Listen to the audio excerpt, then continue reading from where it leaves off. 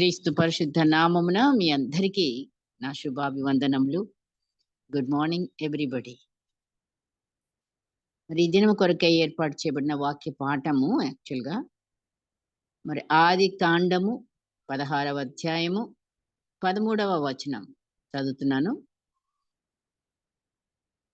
అది చూచుచున్న దేవుడవు నీవే అను పేరు తనతో మాటలాడిన యెహోవాకు పెట్టెను. ఏలయనగా నన్ను చూచిన వాని నేనిక్కడ చూచితిని గదా అని అనుకొనెను. అది అన్న మాట, అది అంటే ఎవరు? హాగరు అని మనకు తెలుస్తుంది. అంటే కొంచెం పైనుంచి చదువుతాం కాబట్టి ఈ అధ్యాయం అంతా కూడా మరి మీరు చదివే వచ్చారు. కనుక నేను మళ్ళీ రిపీట్ చేయడానికి అక్కడక్కడ అవసరం పడితే చూసుకుందాం. నిజంగా మరి ఆయన చూచుచున్న దేవుడవు అనే మాట ఆమె పలికింది. చూడండి, ఇప్పుడు మనం ఎక్కడైనా ఉంటాం. ఒక గుంపులో ఉండొచ్చు, లేదా ఇంకెక్కడన్నా ఉండొచ్చు. బహుశా ఉద్యోగంలో గానీ, ఎక్కడైనా సరే మనం నిలబడ్డప్పుడు మనల్ని ఎంతో మంది చూస్తుంటారు. మనం అంటే మనుషులకు కనబడే ప్లేస్‌లలో ఉన్నప్పుడు. చర్చిలో ఉండొచ్చు. మరి ఏ గ్రూప్‌లోనన్నా ఉండొచ్చు. లేదా somewhere in the family also మనమందరం ఉంటాం. అయితే మన మనల్ని వాళ్ళు చూస్తున్నట్లు మనకెప్పుడు తెలుస్తుంది చెప్పండి? ఆయన చూస్తున్నాడు నన్ను, ఆవిడ చూస్తుంది నన్ను అని అన్నప్పుడు మనం వాళ్ళని చూస్తేనే కదండీ తెలిసేది. అలాగే యేసయ్య నిన్ను నన్ను అసలు ఎలా చూస్తున్నాడో మనం కొన్ని వాక్యాల్లో కూడా చూస్తాం ఇప్పుడు. అప్పటినుంచి ఆయన మనల్ని చూస్తున్నాడు. ప్రపంచం అంతా ఆయన చేతిలో ఉంది. ఆయన చూడని దిక్కంటూ లేదు. ఆయనకి మరుగైనదేది కూడా లేదు. కదా! ఆయన చూస్తానే ఉన్నాడు. మరి మనకెప్పుడు తెలిసింది ఆయన చూస్తున్నట్టు? నిన్ను చూస్తున్నట్టు నువ్వు పుట్టక ముందు నుంచే చూస్తున్నాడు. ఆ! నన్ను చూస్తున్నాడు. నా పనులు చూస్తున్నాడు. నన్ని సమస్తం నా గ్రోనప్ అన్నీ గూడా ఆయనకి రికార్డ్ అయిపోతున్నాయి అక్కడ. మరి నేను చూసిందెప్పుడు? నాకు తెలిసిందెప్పుడు? అంటే నేను ఆయన్ని ఎప్పుడైతే చూస్తానో అప్పుడే నా నన్ను ఆయన చూస్తున్నట్టు నేను గ్రహించగలుగుతా. అవును. నువ్వు చూచుచున్న దేవుడవని మనం ఎలా చెప్తాము? ఆయన చూస్తున్నాడని నాకు తెలిసినప్పుడే. నాకు తెలిసి నేనాయన్ని చూసినప్పుడే నాకు తెలుస్తది. కదా! అది. ఇప్పుడు ఆవిడ గూడా ఆమె పరిస్థితి పారిపోయి వస్తుంది. ఒక దగ్గర మరి ఆయాసం వచ్చిందేమో పాపం. అక్కడ అట్లా గూడా గాదు. ఎన్‌కౌంటర్ అయిందక్కడ. దేవదూతొచ్చి ఆవిడని ఒకానొక బావి దగ్గర షూర్ మార్గంలో, అరణ్యంలో ఆవిడతో ఎన్‌కౌంటర్ జరిగింది. ఎక్కడికెళ్తున్నావు? ఏంటి నువ్వు? నువ్వెవరు? ఎక్కడికి? ఎక్కడి నుంచొస్తున్నావు? ఇయన్నీ తెలీదా? తెలుసు. కానీ ప్రశ్నలడిగి ఎక్కడ? ఏంటని ఈ రీతిగా సంధించినప్పుడు ఆవిడ చూడటం. అవన్నీ గూడా ఆమెకి మరి ఆ పేరు పెట్టడానికి అవకాశాన్నివ్వడానికి అంటే ఆమె చూసింది గనుకనే తను ఆ! చూచుచున్న దేవుడవు అనే పేరు పెట్టగలిగింది. అలాగా బైబిల్‌లో ఎందరో మంది చూసారు. ఆయన చూస్తున్నాడు. యెహోవా తన పరిశుద్ధాలయంలో ఉన్నాడు. యెహోవా సింహాసనము ఆకాశమందున్నది. ఆయన నరులను కన్నులారా చూచుచున్నాడు. తన కనుదృష్టి చేత ఆయన వారిని పరిశీలించుచున్నాడు. కీర్తనల గ్రంథం 11:4. ఆ తర్వాత అవును గదా! ఆయన కన్నులారా నరులందరిని చూస్తున్నాడు. చూడటంలో పరిశీలన ఉంటది. ఆ చూపులో దయ ఉండొచ్చు. ఆ చూపులో కోపం ఉండొచ్చు. ఆ చూపులో ఎన్నెన్నుంటాయండి. ఈ మాట్లాడకుండానే చూపుల ద్వారానే చాలా విషయాలు మనం గ్రహించుతాం. అది మంచిగా కోపంగా ఉన్న చూపా? లేకపోతే ఆదరణతో ఉన్న చూపా? లేకపోతే ఆ! పనిష్మెంట్ ఇచ్చే చూపా? ఆ! ఈ ఈ ఈ రకంగా మనం ఆ చూపులో నుంచే గ్రహించగలుగుతాం. ఎప్పుడు? మనం ఆ చూపుని చూసినప్పుడు. ఇంకొక వచనం, యెహోవా ఆకాశంలో నుండి ఏం చేస్తున్నాడంట? కనిపెట్టుచున్నాడు. ఆయన నరులందరిని దృష్టించుచున్నాడు. తానున్న నివాస స్థలములో నుండి భూలోక నివాసులందరి వైపు ఆయన చూచుచున్నాడు. ఆయన మామూలుగా లేడు ఖాళీగా. మనం అనుకుంటాం దేవుడు నన్ను చూడట్లేదు. దేవుడు నన్నేమి పట్టించుకోవట్లేదు అనేది మనకు సాధారణంగా అప్పుడప్పుడు అందరూ విడిచిపెట్టినప్పుడో, లేకపోతే ఏదో ఒక ఇదిగో ఈవిడ గారు ఇప్పుడు హాగర్‌కి వచ్చిన పరిస్థితి వచ్చినప్పుడో అంటే మనం అలాగా పారిపోవడం అని గాదు. ఏదో ఒక శ్రమ వచ్చినప్పుడు, దుఃఖం వచ్చినప్పుడు, లేదా బాధ వచ్చినప్పుడు, రోగం వచ్చి ఎన్నెన్న రావచ్చు ఒక మనిషికి. ఆ టైంలో దేవుడు నన్ను మర్చిపోయాడేమో, చూడట్లేదేమో నా పక్క అని ఒక తలంపు మనకి రావచ్చు. కానీ ఆయన ఎప్పుడు గూడా వదిలిపెట్టిన దేవుడు కాదు.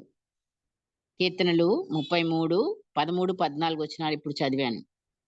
నెక్స్ట్ ఆలోచన విషయంలో నీవే గొప్పవాడవు. క్రియలు జరిగించు విషయంలో శక్తి సంపన్నుడవు. వారి ప్రవర్తనలను బట్టియు, వారి క్రియా ఫలములను బట్టియు అందరికీ ప్రతిఫలమిచ్చుటకై నరపుత్రుల మార్గములన్నిటినీ నీవు కన్నులారా చూచుచున్నావు అంటున్నాడు. ఎవరు? యిర్మీయా గారు. యిర్మీయా 32:19. మన మార్గములన్నీ చూస్తున్నాడట. మనం చేసే క్రియలు చూస్తున్నాడు. వాటికి ఫలాన్నిస్తాడు. మామూలైన గాదు మరి.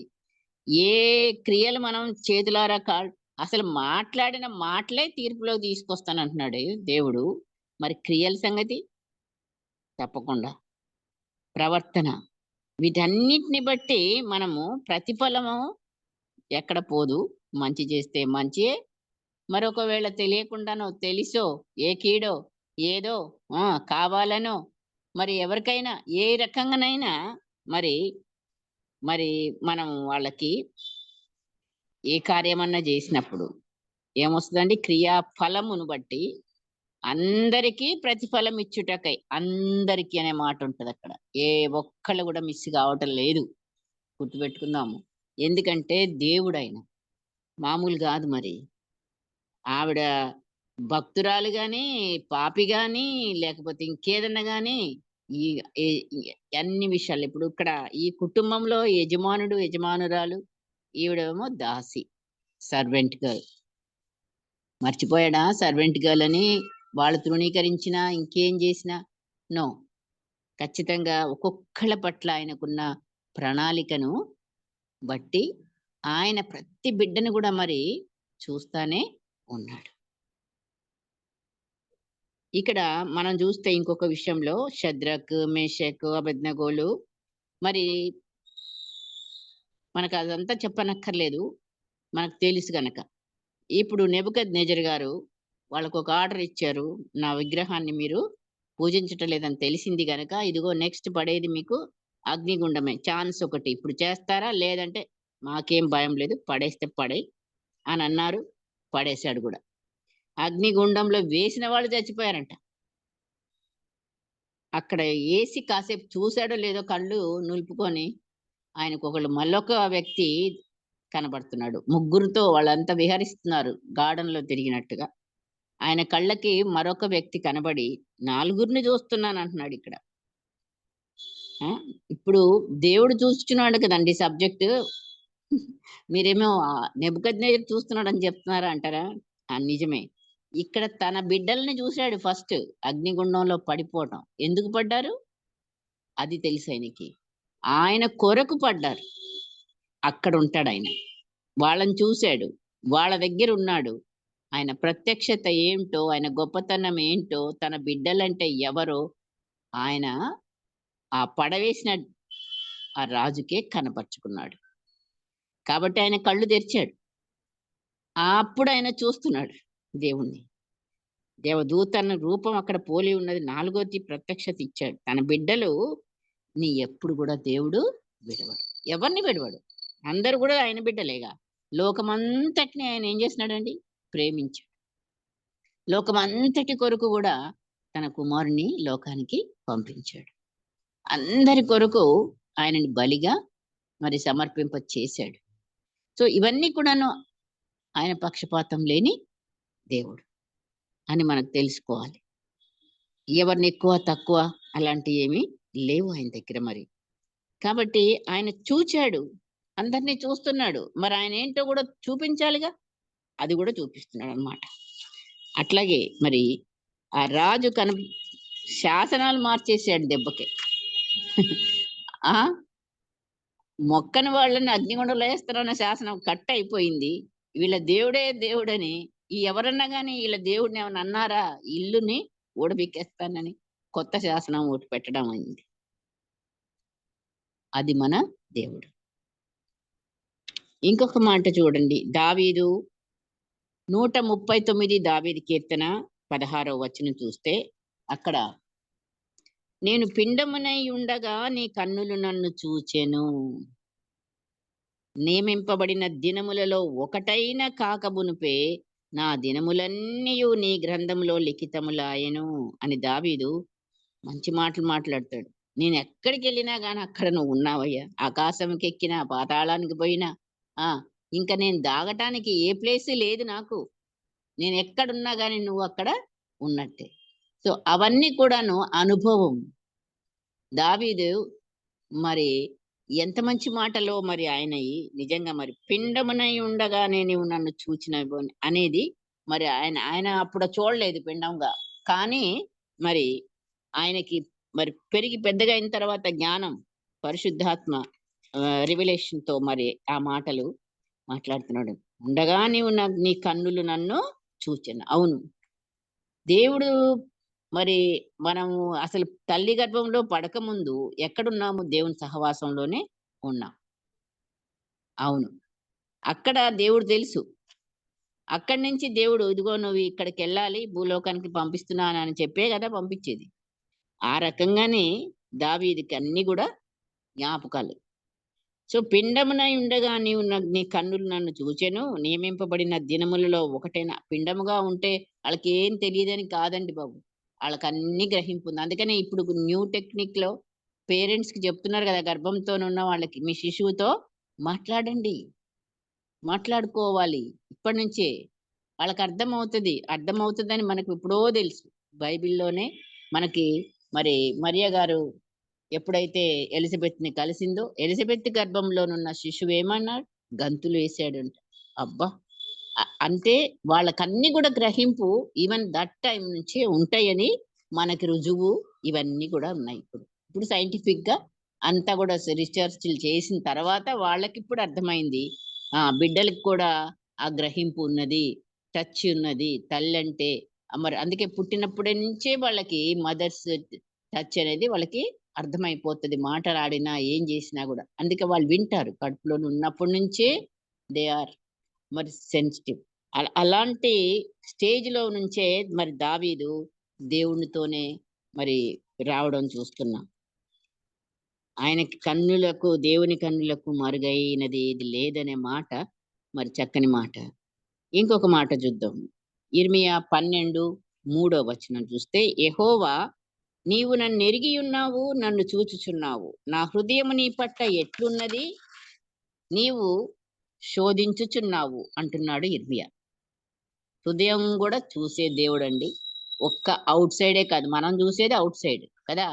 మనుషుల యొక్క బాహ్యాన్ని మనం చూస్తాం. అంతే తీర్పులు తీరుస్తాం. కానీ ఆయన చూసేది హృదయాన్ని, అంతరంగాన్ని. సో, దేవుడు చూస్తున్నాడు అంటే నీ ఇన్ అండ్ ఔట్ పరిస్థితులు, ప్రాబ్లమ్స్, ఆలోచనలు మొత్తం అంతా కూడా స్క్రీనింగ్ అయిపోద్దక్కడ. సో, కాబట్టి దేవుడు చూస్తున్నాడు అనగానే మనం ఓన్లీ ఫేస్ చూస్తున్నాడా? లేకపోతే అక్కడ పరిస్థితి కాదు. ఎక్కడి నుంచి చూస్తున్నాడాయన? ఆయన ఆలోచన పుట్టక ముందే, మనుషులం పుట్టక ముందే, గర్భంలో పిండముగా రూపింపబడక ముందు నుంచే మనల్ని ఆయన చూస్తున్నాడు. మన అన్ని విషయాలు గూడా, మన హృదయం ఎలాగున్నది, మన మాటలు ఎలాగున్నవి, మన చూపులు ఎలాగున్నవి, ఎవ్రీథింగ్ అన్నీ కూడాను దేవుడు చూస్తున్నాడు. చదవబడిన ఈ 16వ అధ్యాయం అంతట్లో చూస్తే క్లుప్తంగా అక్కడ శారయ్య గారిని నంబర్ 1లో పెడదాం. ఎందుకంటే ముగ్గురు గూడా తప్పులోనే ఉన్నారండి. ఒకళ్ళు గాదు. ఇప్పుడు శారయి ఏం జేసింది? విషయాలన్నీ కూడా తన చేతిలోకి తీసుకుంది. దేవుడిని కాస్త పక్కన పెట్టింది. ఆమెనే డిసైడ్ జేసింది. ఆమెనే నిర్ణయం తీసుకుంటుంది.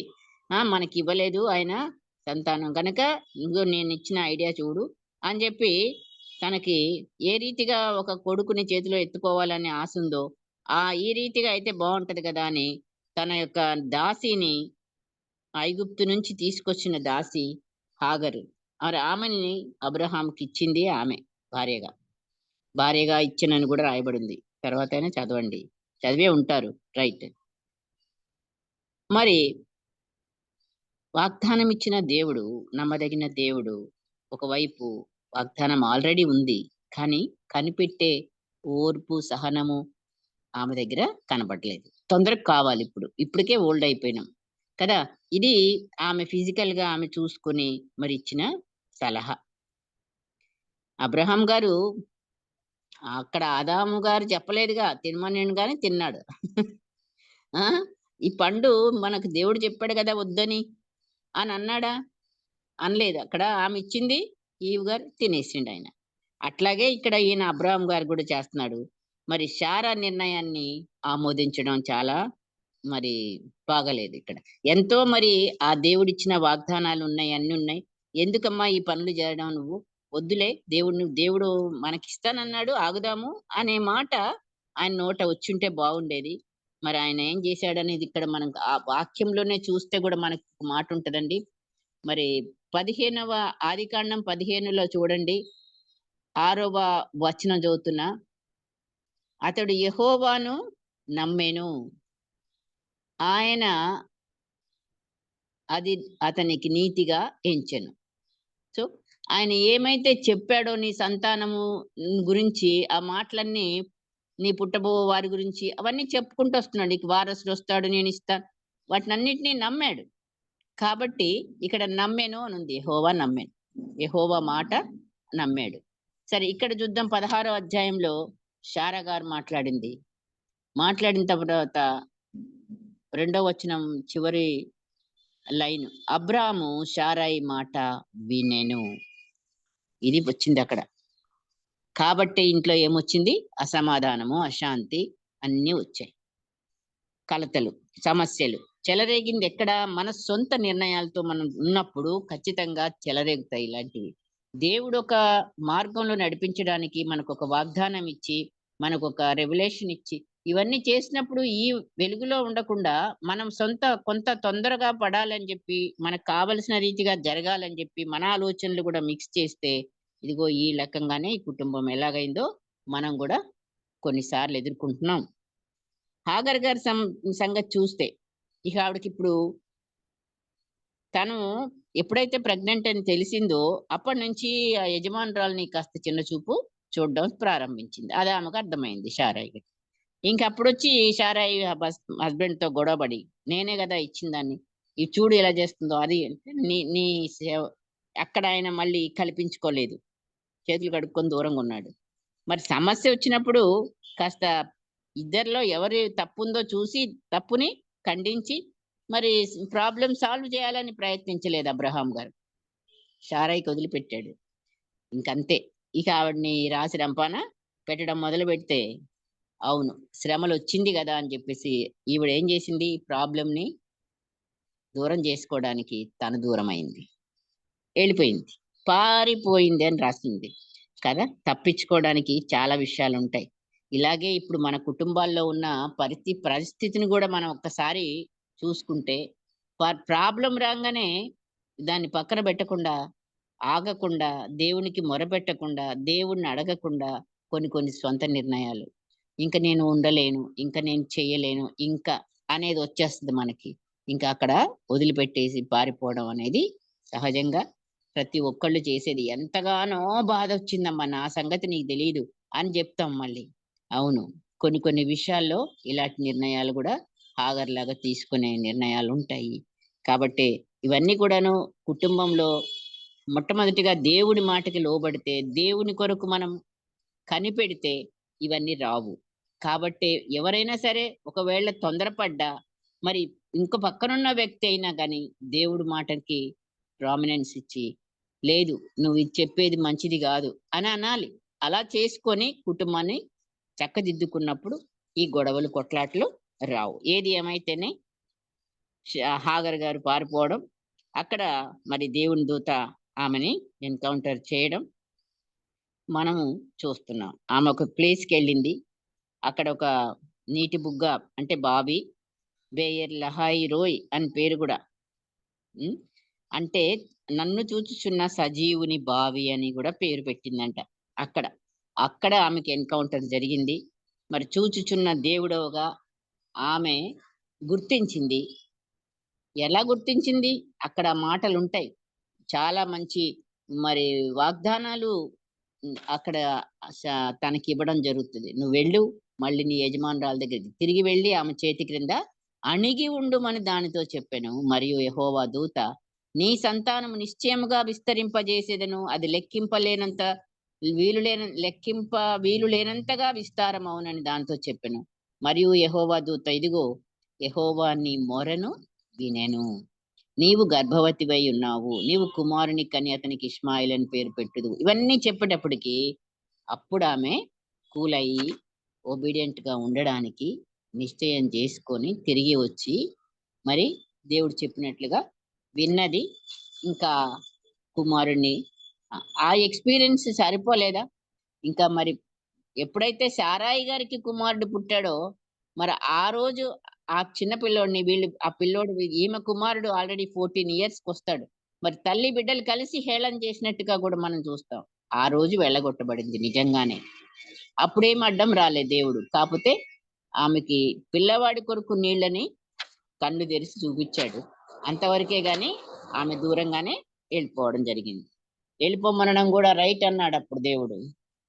సో, ఇవన్నీ గూడా మనకి మన జీవితాల్లో తటస్థించే మన పరిస్థితులకు అన్వయించుకొని మనం చూసుకున్నప్పుడు, దేవుడు ఏ పరిస్థితుల్లో గూడా ఎవరిని గూడా వదిలిపెట్టే దేవుడు కాదు అన్ని విషయాల్లో. అయితే ఇప్పుడు మనం ఏం చేద్దాం? మనము ఎలాగా ఆయన తట్టు చూడాలి. అది నేర్చుకోవాలి. ఇప్పుడు చూస్తున్నది. దేవుడు చూస్తున్నాడు. మనం ఎలా చూడాలి ఆయన్ని?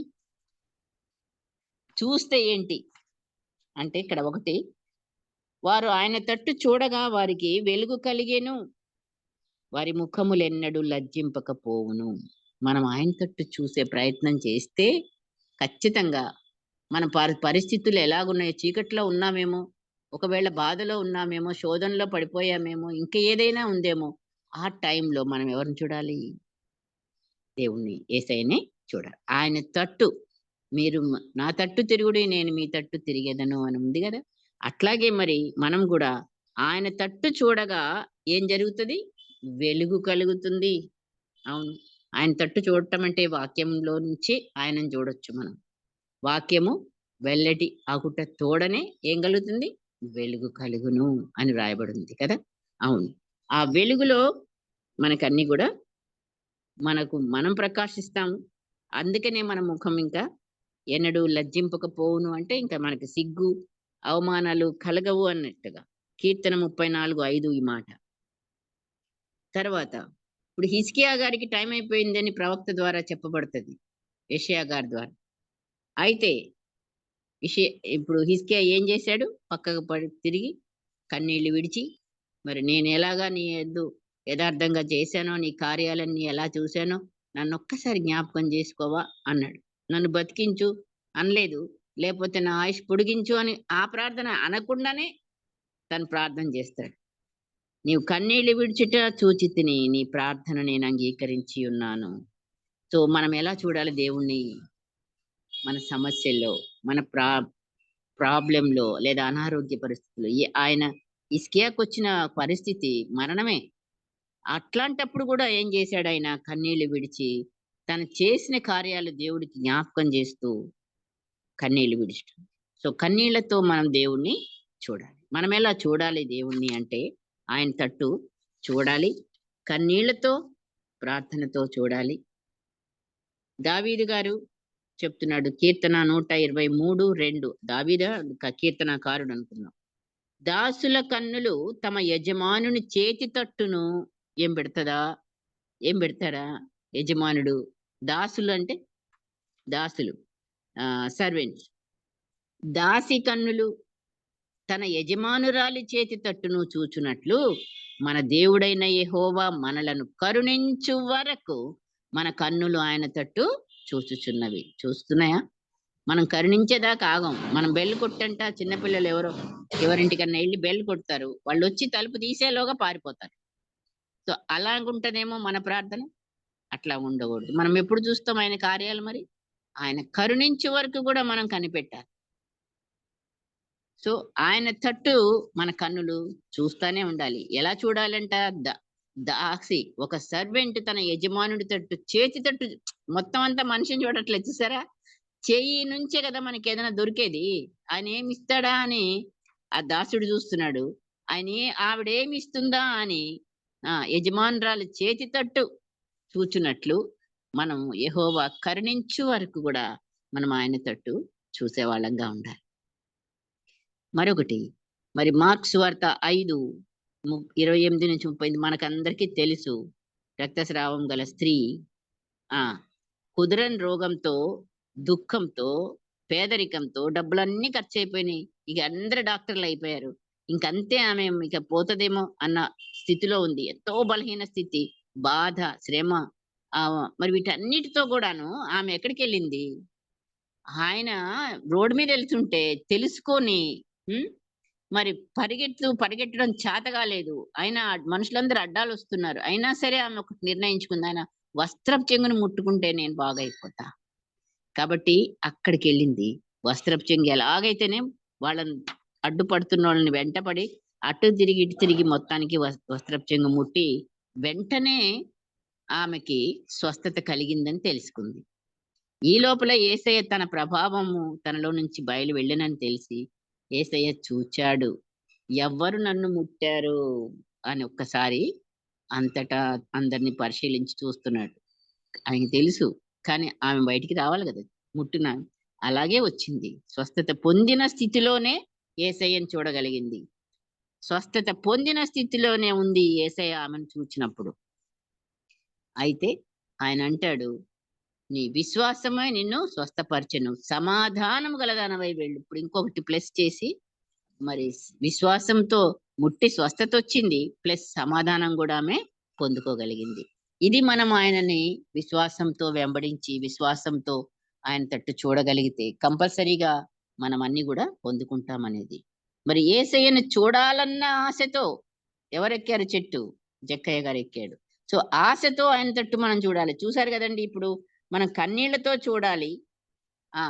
మరి మనకి ఏం ఇస్తాడా దేవుడనేసి కనిపెట్టి చేతి తట్టు చూస్తూ కరుణించు వరకు కూడా మనం చూడాలి విశ్వాసంతో. అలాగే మరి మనం ఇప్పుడు ఆశతో గూడా ఆయనని చూడాలి అనే ఆశ మనకుండాలి. అట్లాగే ఆయన పొజిషన్ మర్చిపోయాడు. కలెక్టర్ టికెట్‌గా అదేంటిది ఆయన సుంకపు ఆహ్, కలెక్షన్ చేసే అతను. మరి అట్లాంటిది మరి ఆయన పొజిషన్‌ని గూడా మర్చిపోయి చెట్టెక్కాడంట చిన్నోళ్ళు ఎక్కినట్టు. అంత పెద్దోడు. చెట్టెక్కి కూర్చొని మరీ ఆయనను చూడాలన్న ఆశతో పరిగెత్తి ముందుకెళ్ళి చూస్తా ఉంటే అక్కడికే వచ్చి యేసయ్య మళ్ళీ పేరు పెట్టి పిలిచి మరీ దిగమన్నాడు. ఆయన ఇంట్లోకెళ్ళాడు. ఈ ఇంటికి రక్షణ, అతనికి మారు మనసు ఆ యేసయ్య చూస్తే కార్యాలు ఎలా జరుగుతాయి? ఈ జక్కయ్య మాత్రం చూస్తే ఏమైనా జరిగేదా? నో. యేసయ్య చూసాడు ఇప్పుడు జక్కయ్యని. ఆయనను చూడాలన్న ఆశతో ఆయన నిలబడ్డప్పుడు. తప్పకుండా. ఇప్పుడు రెండో పాయింట్‌కొద్దాము. ఇప్పుడు మొదటిదేం చూసాము? మనం ఎలా ఆయన తట్టు చూడాలో చూసాం. ఇప్పుడు రెండుగా యేసయ్య మనం అనుకొనని ఆయన అనుకున్న సమయంలో మనల్ని చూసేందుకు వస్తాడు. మనం అనుకున్న టైంలో ఆయన రాకపోవచ్చు. మనల్ని చూడ్డానికి, దర్శించడానికి. కానీ అనుకోని సమయంలో ఆయన మనల్ని దర్శిస్తాడండి. విధవరాలు కానుకను చూసాడండి. అంత చెప్పనక్కర్లేదు గదా మనకి. అవును. ఆమె దగ్గరున్నయే 2 కాసులు. అరె అవే ఆమె యేస్తుంటే అందరేసేటియి చూసాడు. ఆమె యేసింది జూసాడు. ఆమెని హైలైట్ చేసాడు. ఆమె యేసిందే గొప్ప అన్నాడు శిష్యులతో. ఆ! ఎందుకంటే ఆమె కలిగినదంతయు తన లేమిలో వేసింది అని శిష్యులతో ఆమె గురించి చెప్పాడు.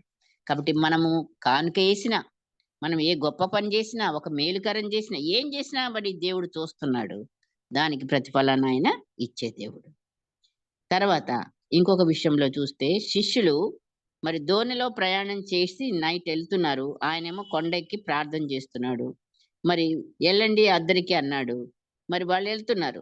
మరి మధ్యరాత్రి వరకు అయ్యేటప్పటికి గాలి ఎదురయింది. వాళ్ళు మిక్కిలి కష్టపడుతూ దాన్ని నడపలేక, నడపలేక కష్టపడుతున్నారు. అయ్యో! యేసయ్య ఉంటే ఎంత బాగుండు అనుకుని ఉండొచ్చు. మననేమో పొమ్మన్నాడు. ఆయనేమో అక్కడున్నాడు. ఇప్పుడెట్లా మన పరిస్థితని చాలా భయపడుతున్నారు. చాలా కష్టపడుతున్నారు. అయినా సరే మరి దూరం నడపలేకపోతున్నారు. గాలి ఏమో ఎక్కువైపోయింది. ఈ లోపల ఆ పరిస్థితిలో దేవుడికి తెలుసు. కనుక ఆయన అక్కడికి ఎలా వచ్చాడండి? ఏం లేకుండా నడుచుకొని నీళ్ళ మీద వచ్చాడు. వచ్చి ఆయన ఎప్పుడైతే మరి ఆ దోణి ఎక్కాడో, వాళ్ళు భయపడ్డం అవన్నీ మనకు తెలుసు కదా! సో, అప్పుడు గాలి అణిగెను. మనం నిజంగా ఆయనతోనే ఉన్నారు వాళ్ళు. ఆయన చెప్పితేనే వస్తున్నారు వాళ్ళు. వాళ్ళకేం చేయలేదు. కాబట్టే యేసయ్య వాళ్ళని వెంబడించినట్టుగా మరి నడుస్తూ నీళ్ళ మీద అయినా సరే, ఆ టైం తెల్లవారుజాము 4 గంటలైనా సరే ఆయన వీళ్ళని గూడా ఆయన ప్రార్థనలో ఉన్నాడు తండ్రితో. కానీ మరి వీళ్ళింత కష్టంలో ఉన్నారని జెప్పి ఆయన నడుచుకుంటూ వచ్చాడు. గాలి అణిగింది. వాళ్ళు అద్దరికి వెళ్ళారు. ఇంకొకటి నాయీనను ఊరిలో ఒక విధవరాలి మరి కన్నీటిని చూచిన యేసయ్య. నిజంగా మరి పాడ మీదున్న శవము, యేసయ్య ఈ గుంపు, యేసయ్య గుంపు 2 గూడా ఊరి గవిని యొద్ద మరి ఎదుర్కొన్నారంట. ఎదురు బదురుగా. అక్కడ చూసాడు ఆమె ఎంత ఏడుస్తుందో, ఊళ్ళు వాళ్ళందరూ ఎలాగా ఆమెను వెంబడిస్తున్నారో, ఆమెకున్నదే ఒక్క కొడుకు. ఆమె గూడా పైగా విధవరాలు. ఇవన్నీ గూడా ఆయన చూసే దగ్గరికొచ్చి పాడె ముట్టుకున్నాడు. వాళ్ళాగారు. పిల్లవాడిని పిలిచాడు. చిన్నవాడా లెమ్మనగానే లేచి కూర్చొని మాట్లాడాడు. అంటే దేవుడు ఎంత కనికరం గల దేవుడో, మరాయన చూపులెలాంటివో, ఆయన చూసాడు అంటే కార్యం జరిగించాడే. కనుకనే మనం ఆయన చూసే వరకు గూడా మనం ఆయనను చూస్తూనే ఉండాలి. ఆయన జవాబిచ్చే వరకు మనము ఆగాలి. సొంత నిర్ణయాలుగా కాకుండా అనేది. మరి పేతురుని గూడా జూసాడు ఒకానొక సమయంలో. ఎక్కడ? అంటే 3 సార్లు అబద్ధం చెప్పిన దగ్గర. ఆ రిఫరెన్స్ లూకా సువార్త 22, 61, 62లో మీరు చూడొచ్చు. కానీ చూసిందే మనకి తెలుసు. ఆయన చెప్పాడు గూడా ముందుగానే హెచ్చరించాడు. "నువ్వా నా కోసం చచ్చిపోతావా? నువ్వు రేపు కోడి కూసే లోపలనే 3 సార్లు అబద్ధం ఆడతావయ్యా! నేనెవరో తెలీదంటావు" అంటే అట్లెప్పుడు కాదు నేనసల అదే ఇప్పుడు అక్కడ మూడోసారి గూడా ఆ అబద్ధం చెప్పిన తర్వాత కోడి కూసెను అనుంది. అప్పుడు ఆయనకి పేతురికి తట్టుద్ది. అయ్యో! యేసయ్య చెప్పాడే అని. ఆ నిమిషమే ఆ క్షణంలో యేసయ్య అక్కడ హాల్‌లో నుంచి తను నిలబడ్డాడక్కడ వాళ్ళ ముందు. అక్కడి నుంచి గూడా మరి పేతురుని చూసాడు. ఆ చూపులు 2 కలిసాయి. ఎప్పుడైతే పేతురుని చూసాడో యేసయ్య, పేతురు మళ్ళీ యేసయ్యని చూసాడో అప్పుడొచ్చాయండి కన్నీళ్ళు, ఏడుపు, దుఃఖము, పశ్చాత్తాపము. నిజంగా వెలుపలికెళ్ళి ఎంతగానో ఏడ్చెను అని. నిజంగా మరి.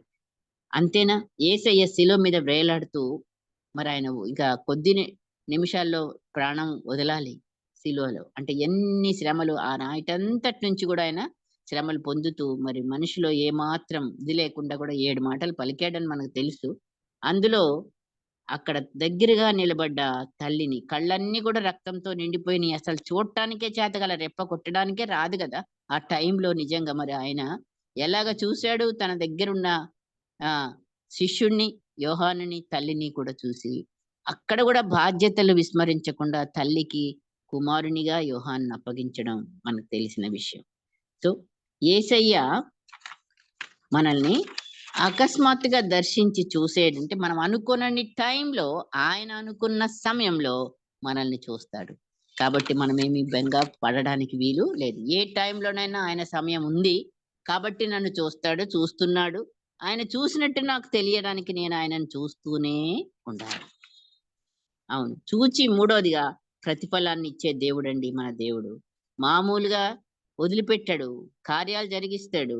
మరి ప్రతిఫలాన్ని గూడా మనకిచ్చే దేవుడుగా మనం చూస్తాం. ఒకానొక సమయంలో మరాయన బేతనీకి వెళ్తున్నప్పుడు అంజూరపు చెట్టుని చూస్తాడు. ఆ! వెళ్లి వచ్చేటప్పుడు ఆకలిగా ఉన్నది ఆయనకి అని గూడా రాయబడింది. అక్కడికొచ్చి చెట్టుని జూస్తాడు. అంజూరపు చెట్టు ఇక్కడ ఒకటుంది. దీనిలో ఏమన్నా కాయలు దొరుకుతాయా అని చూసాడంట. సో, ఆకులు తప్ప అక్కడేమి ఫలాలు కనిపించలేదు. కనుక ఇక మీదట ఎన్నటికి నీవు కాపు కాయవు, కుందువు అన్నాడో లేదో తక్షణమే అది చెట్టు ఎండిపోవడము చూస్తున్నాం. శిష్యులకు ఆశ్చర్యం. అందుకే 21 మత్తయి సువార్త 18-20 వరకు మంచి ఫలములు ఫలింపని ప్రతి చెట్టును నరకబడి ఇది ఇప్పుడు నేను చెప్పిన మాట పైన మాట. అంజూరపు చెట్టు గురించి 21 మత్తయి సువార్త 18, 20 వచనాల్లో ఉందండి.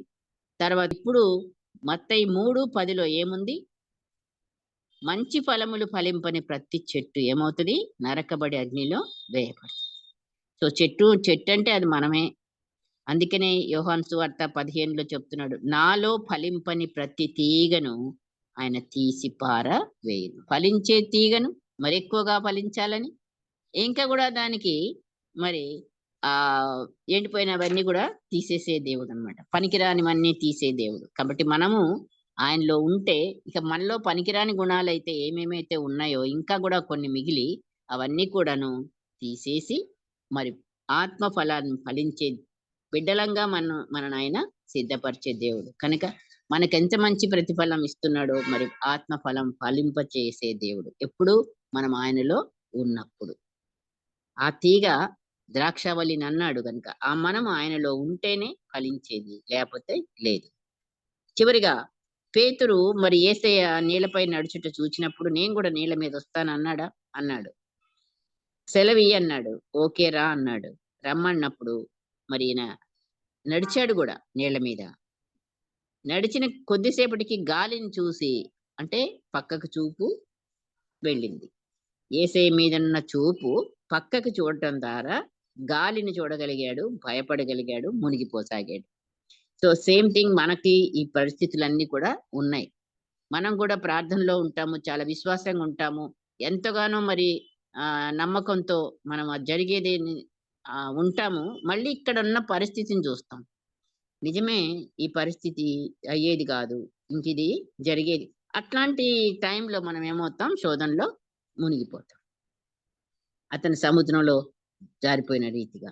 కాబట్టే మరి మనకి పేతురు గారి యొక్క మరి పరిస్థితిని చూస్తే యేసు వైపు చూసినంత సేపు ఆయనకి నడక నీళ్ళ మీదైనా ఎక్కడైనా నడిచాడు. మనకి ఇంకొక ఉదాహరణ కూడా చూడాలంటే ధనవంతుడు లాజరు. మరి లాజరు ఏమయ్యాడు? చనిపోయాడు. ధనవంతుడు చనిపోయాడు, పాతాళంలో ఉన్నాడు. ఈయనేమో అబ్రహాం రొమ్మునున్నాడు. ధనవంతుడు లాజరు ఉన్నన్ని రోజులు కూడాను ఇంటి ముందే ఉన్నాడు గాని ఒక్కసారి కూడా ఆయనను చూసినట్టు లేదు. అయితే పాతాళానికి వెళ్ళిన తర్వాత కన్నులెత్తి అబ్రహామును గుర్తుపట్టాడు, లాజర్‌ని గుర్తుపట్టాడు. నాకు కొంచెం ఒక్క చుక్క నీళ్ళు ఏయిపిచ్చయ్యా అని బ్రతిమలాడుతున్నాడు. ఇంకా నా సహోదరులున్నారు, వాళ్ళ దగ్గరికి లాజర్‌ని పంపించమని ఎన్నెన్నో. మరి టైం అయిపోయినాక ఏది జరగదు గదా! అందుకని మరి ఈ ఉదాహరణలన్నీ కూడా ఇది దేవుడు మనకి అవకాశాలు. సో మన జీవితంలో మనం ఎక్కడ సరి చేసుకోవాలో, ఎక్కడ మరి యేసయ్య చూడకుండా మన చూపు తప్పుతుందో, మరి మరి మనం అదంతా కూడా ఒక్కసారి జ్ఞాపకం చేసుకొని, యేసయ్య నిత్యము మనల్ని చూస్తున్నాడు. మన తప్పులు చూస్తున్నాడు, మన ప్రార్థన చూస్తున్నాడు, మన బిహేవియర్ చూస్తున్నాడు. ఏది చూడట్లేదు. కానీ కొన్నిసార్లు మరి ఎలా పొరపాట్లు జరుగుతున్నాయి అంటే ఎవరు లేరిక్కడ అని అనుకునడం చాలా పొరపాటు. ఎవరు చూడటం లేదు, లేతే ఎవరు వినటం లేదు, నేనే ఉన్నాను అనే ఒక భ్రమలో పడిపోయి, సాతాను భ్రమలో మనం దేవుడు చూడట్లేదు అనుకుని చాలా కొన్ని విషయాలు తప్పులో, శోధనలో పడటం చూస్తున్నాం. కాబట్టి యేసు వైపు చూచుచు మన ఆత్మీయ పరుగును పరిగెత్తాలి అనేది హెబ్రీ 12:2లో చూస్తే మనం చూడగలుగుతాం. ఓకే. మరి ఇంతవరకు కూడా విన్న వాక్యము, యేసు చూచుచున్న దేవుడు నీవే అనే మాటకి మరి మనం కూడా ప్రతి విషయంలో కూడా దేవుణ్ణి ముందు పెట్టుకొని, మనం ఆయనను చూసినప్పుడే ఆయన మనల్ని చూస్తున్నట్టు గ్రహింపు తెలిసేది గనుక ఆయనను చూద్దాం. వాక్యం ద్వారా, మన ప్రవర్తన ద్వారా, ప్రార్థన ద్వారా, కన్నీటి ద్వారా ఆయనను చూడటానికి మనం ప్రయత్నం చేసినప్పుడు ఖచ్చితంగా ఆయన మనం విడిచిపెట్టే దేవుడు కాదు. ప్రార్థన చేసుకుందాం. పరిశుద్ధుడైన మా తండ్రి, నీకు లెక్కలేని వందనాలు, స్తోత్రాలు నాయనా. మమ్మల్ని నిత్యము చూస్తున్న దేవుడవు, పరిశీలిస్తున్న దేవుడవు, మాకు తోడై ఉన్న దేవుడవు నాయనా. మాకు మరి మేము తప్పులో ఉన్నప్పుడు కూడా మాకు తప్పులను చూపిస్తున్న దేవుడవు, వాటి నుంచి రక్షించే ప్రయత్నం కూడా నువ్వు చేస్తున్న దేవుడవు. అన్ని కూడా నువ్వు నాయన ఉన్నావు. ఆ రీతిగా మేము నీ యందు ఈ ఆత్మీయ జీవితంలో ఎదుగుచు ప్రభువా అనేకులకు కూడా నిన్ను మా ద్వారా చూపించే భాగ్యాన్ని కూడా మీరు మాకు అనుగ్రహించడానికి ఇచ్చిన ఈ యొక్క జీవితాన్ని బట్టి, ఈ అవకాశాలను బట్టి, ఈ వాక్యమును బట్టి ప్రభువా నీకు లెక్కలేని వందనాలు, స్తోత్రాలు చెల్లిస్తూ చేరి వచ్చిన ప్రతి బిడ్డను, నన్ను మమ్ములందరినీ నీ ఆశీర్వాదానికి అప్పగించుకుంటూ యేసు పరిశుద్ధ నామమున అతి వినయంతో బ్రతిమిలాడి వేడుకొనుచున్నాం తండ్రి. ఆమేన్.